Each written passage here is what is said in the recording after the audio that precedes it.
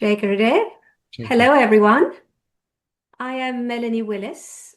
I am a retired high school teacher and a volunteer with the Art of Living Foundation. Today, I am representing the Blessed Channel Project, and I'm honored to be here today with Mukesh Vassen, a member of the Senior International Faculty for the Art of Living Foundation. Mukesh is also a facilitator and instructor for breathing and meditation courses since 2006. He is currently a lawyer in South Africa with a focus on public law matters, including constitutional and human rights law and governmental law. He has been a legal advisor to the Speaker of the House in Parliament and is currently an advocate of the High Court at the Cape Bar. Mukesh ji, thank you so much for your time. Thank you so much, Melanie. Nice to see you again. It's a blessing to have you with us today. You know, our Africa region is fortunate to have you as a teacher of so many advanced living, art of living programs, and especially as an art of living blessings course teacher. So I'm going to start by asking you, what does blessing or grace mean to you?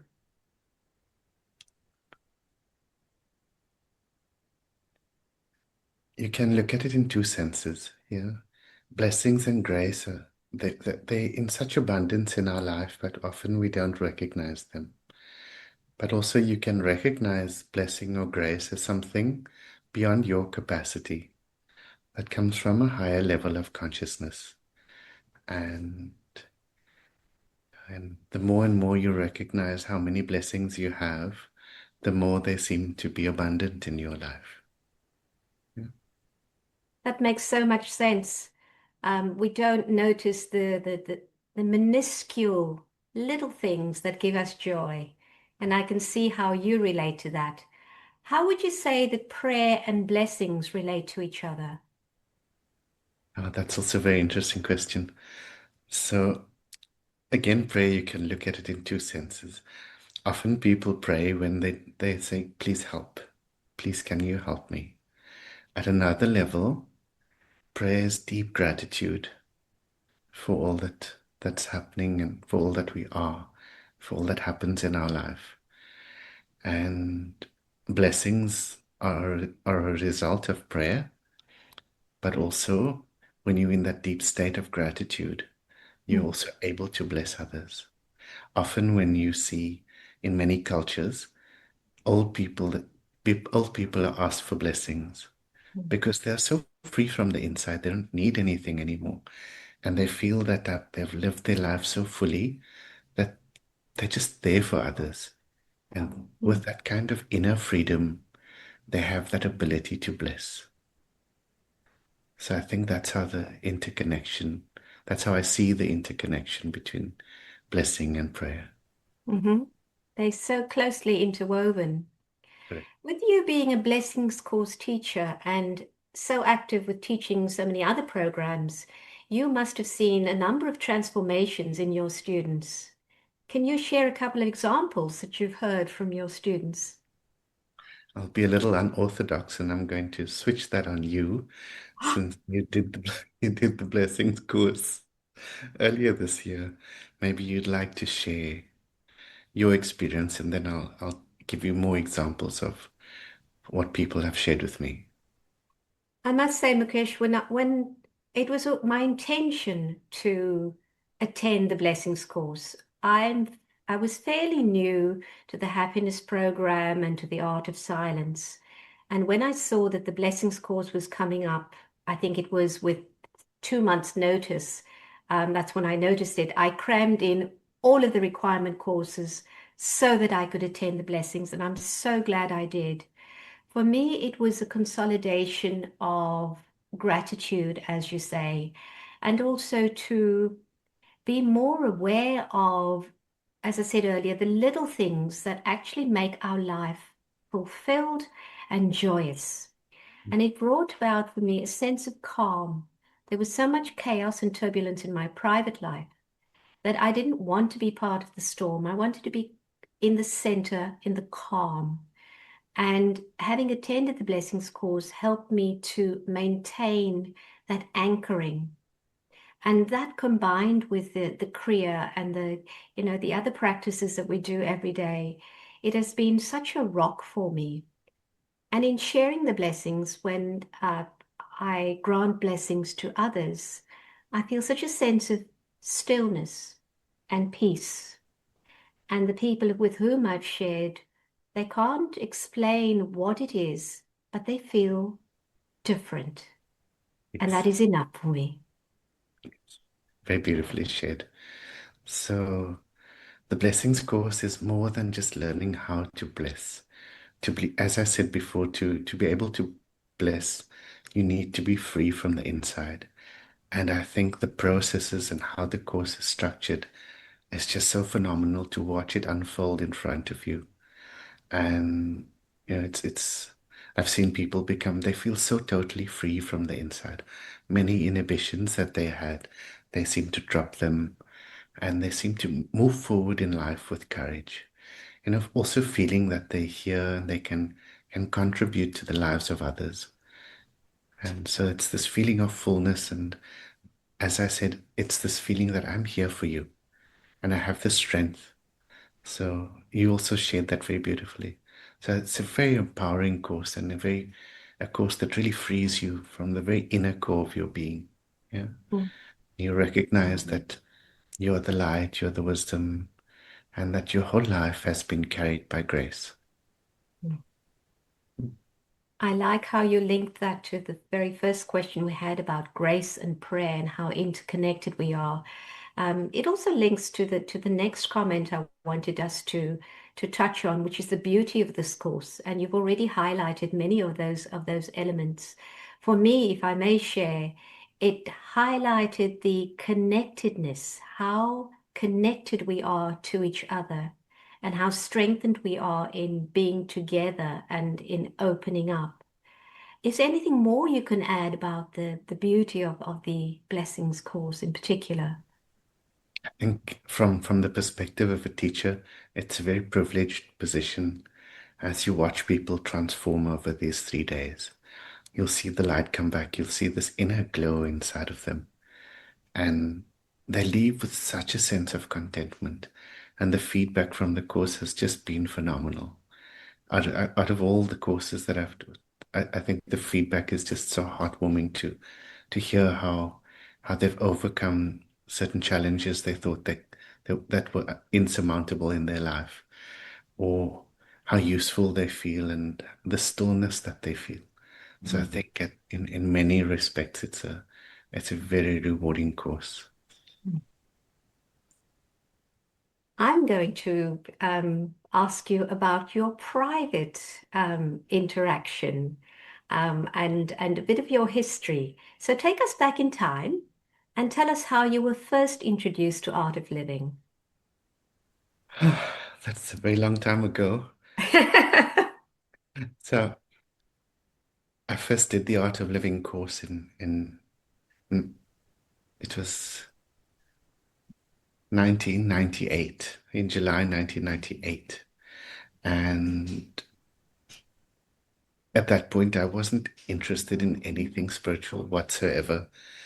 And if anybody would even mention it, I would absolutely refuse. How I got in the course is itself a miracle and a blessing.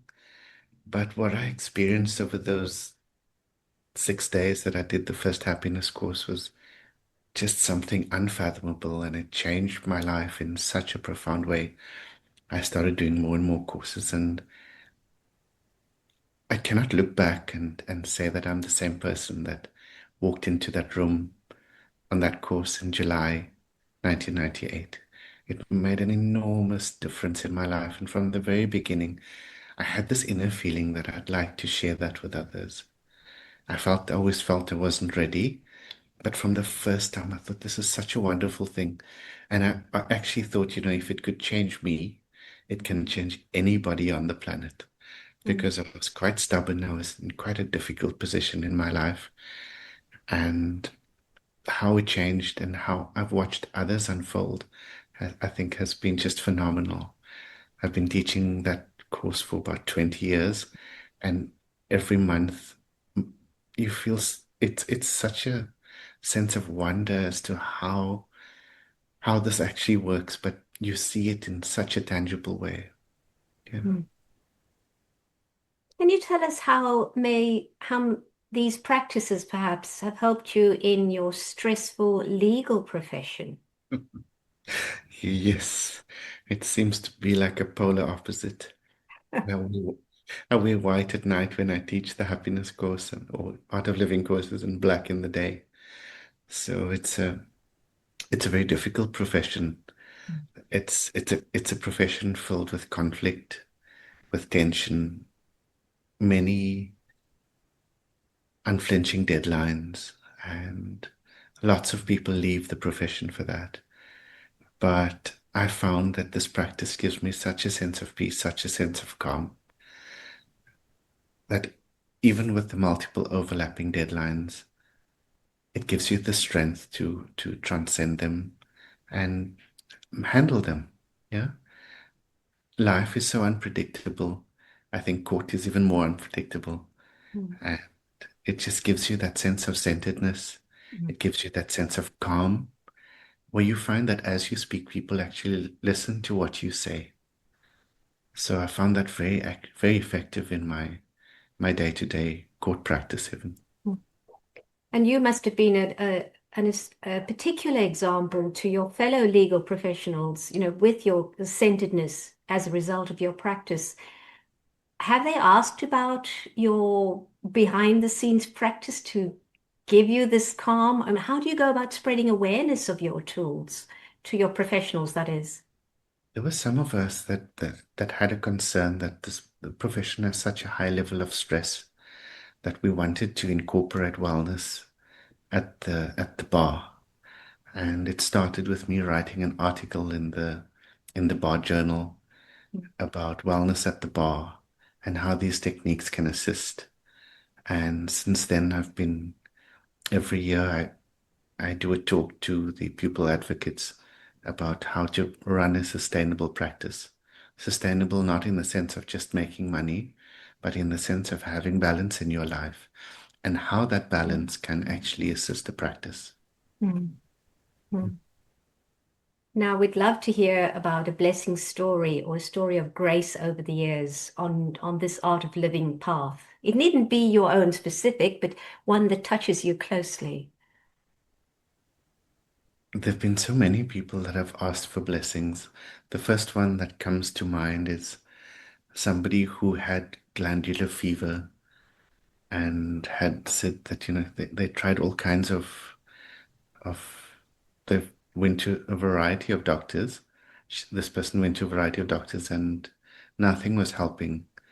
And she just asked, I hear you do blessings, could you? And for the first time, this glandular fever subsided.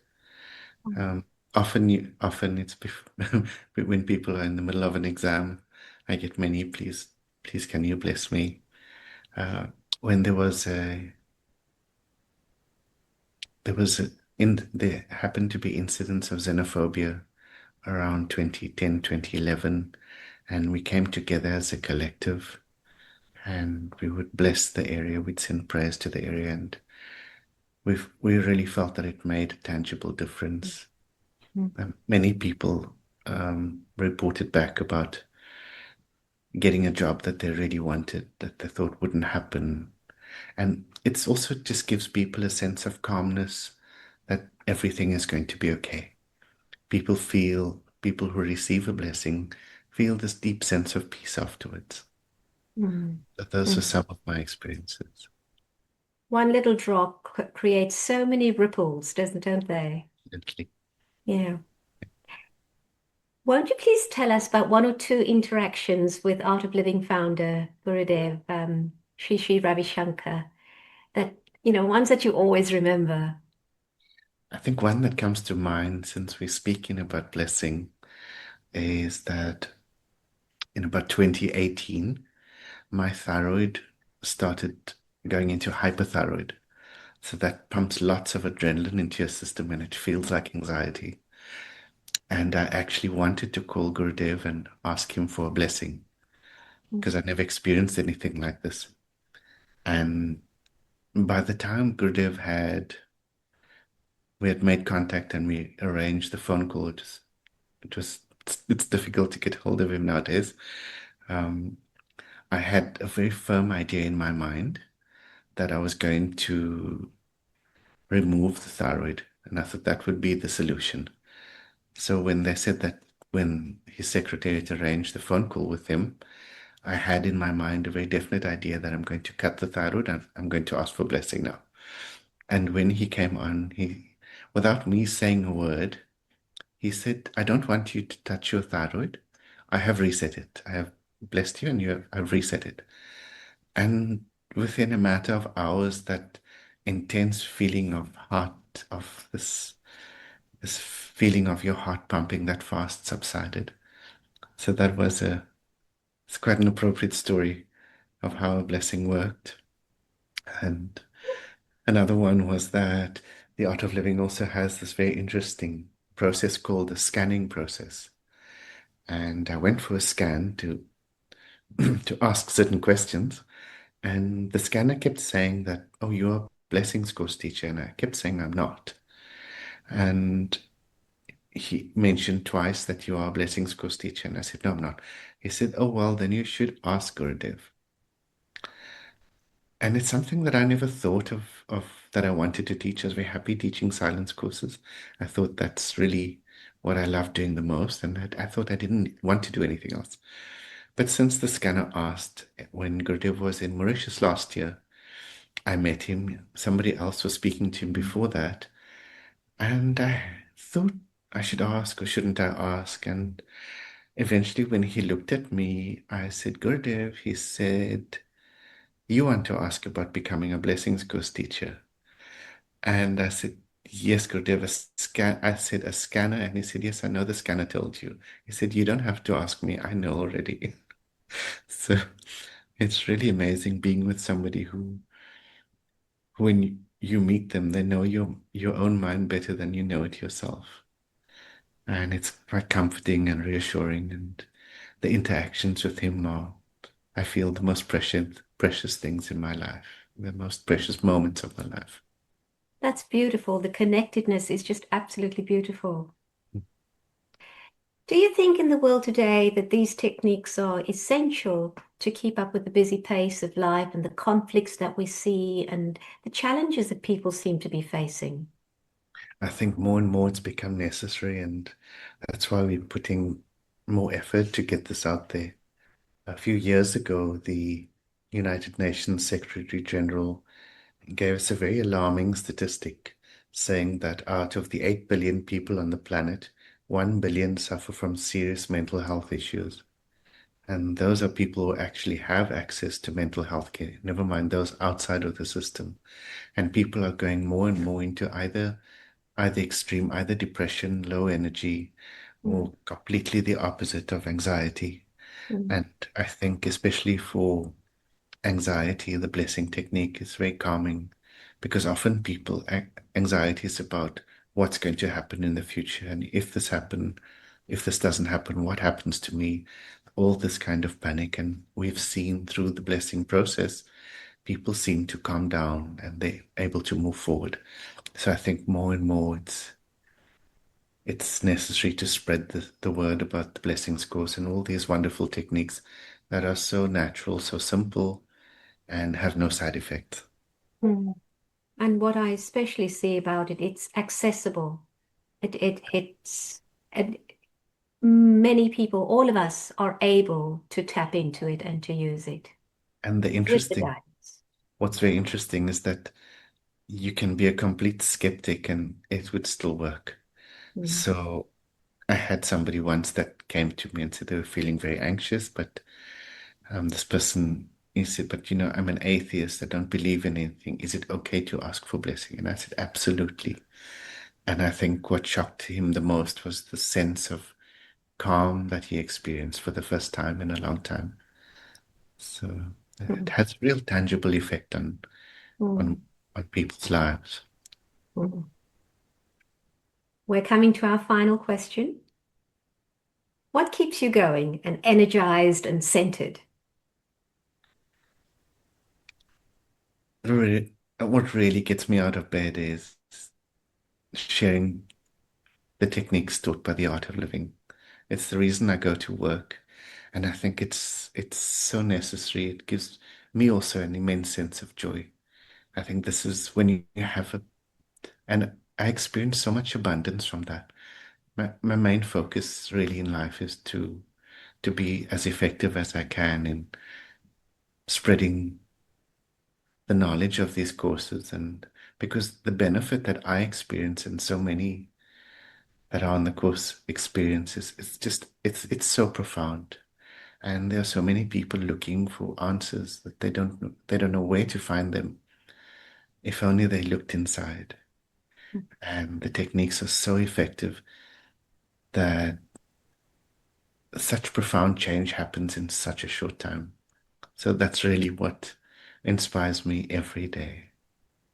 Oh, thank you so much for sharing your insights and your journey. It's been such an honor for us today to be with Mukesh Vasenji and wish you well. Thank you so much So for the much. I really loved your blessings. questions, and it was really interesting question, and it had a profound depth to it. So thank you for your time. Wonderful. Welcome. You said. We are.